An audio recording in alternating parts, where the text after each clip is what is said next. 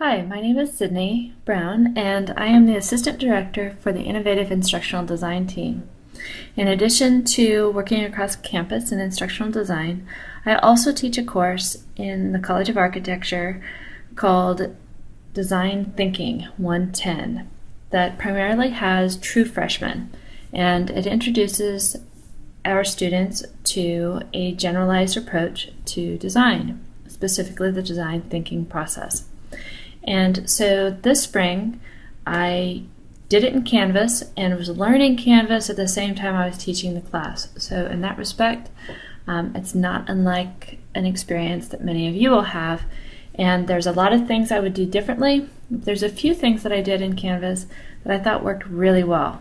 So I will show some of those things to you now.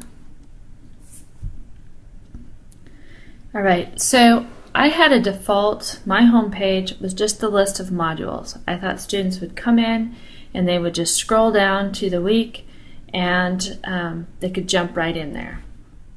I also had the syllabus, and one of the cool things about Canvas is that every time that you add an assignment and you put a due date, it lists it here right at the bottom of the syllabus, so your students can always see what's due. Now, in our syllabus, I put links to some of the main texts that we'd use, but in the fall we have a huge teaching team, and so we put the syllabus in a Google Doc that everybody can access from all of their different sections and have it always up to date. So that launches in a new window to a Google Doc. So I'll go back to the home view, and in the listing, all the classes are very hands-on. And we start off with team projects, and so I like how the modules expand and contract so you can jump around.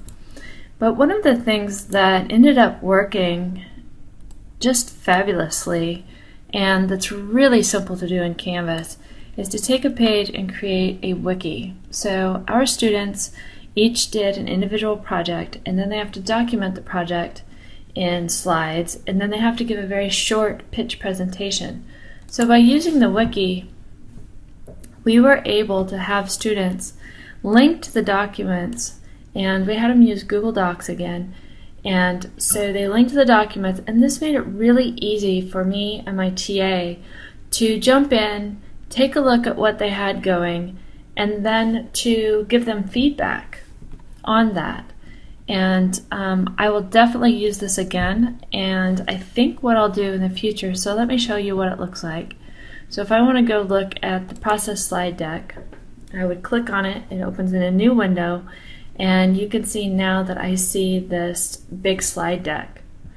And one of the cool things here is I'm jumping through, and if I see something where I want to give feedback, I can now use Google Docs commenting tool to give the student feedback.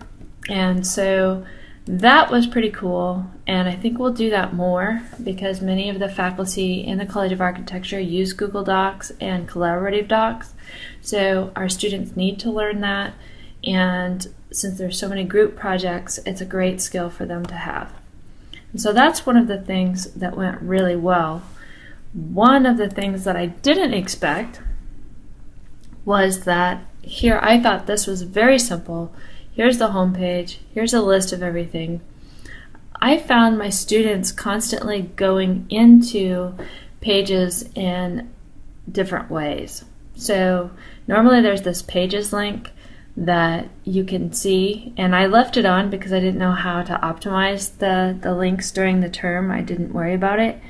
And I saw students going into pages, which is a pretty confusing view of the course elements. It in no way transmits the complexity or anything what they need to do. And so in the future, I am keeping this one completely turned off, just students in terms of the navigation.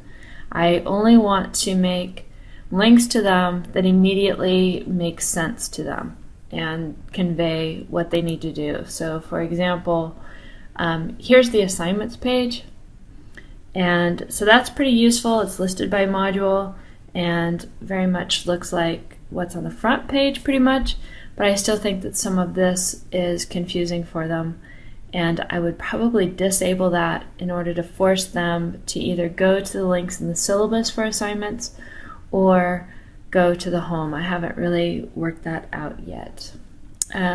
What else did we really like? I love the announcements. And probably one of the things that I liked the most was that I would make an announcement and they get notified about that. And it's very easy for them in an announcement to go in and post a question. It's just like if you were in person and you may make this announcement and somebody could raise their hand or hit reply, and immediately there it is. Which brings me pretty much to one of my favorite aspects of using Canvas this spring was the ease of communication. So students could use their inbox and send me a message, but most of all, I like how it ties in with email. So if a student posted in the discussion board, I had it set up to send me that email, and I could just hit reply to the email and it would be updated in the discussion board. That was hugely helpful in speeding up my workflow. Another thing that I used heavily was just being able to make direct links to pages in all sorts of explanations, and especially the announcements. When I was talking about assignment, I could put a direct link to that assignment so they could receive it. They might be reading it online, they might be reading it on their mobile. They click on it and they can go right to that assignment right there. They don't have to do like 8 different clicks. And let me show you in the inbox a little bit. You can go ahead and choose the course that you want to restrict things to.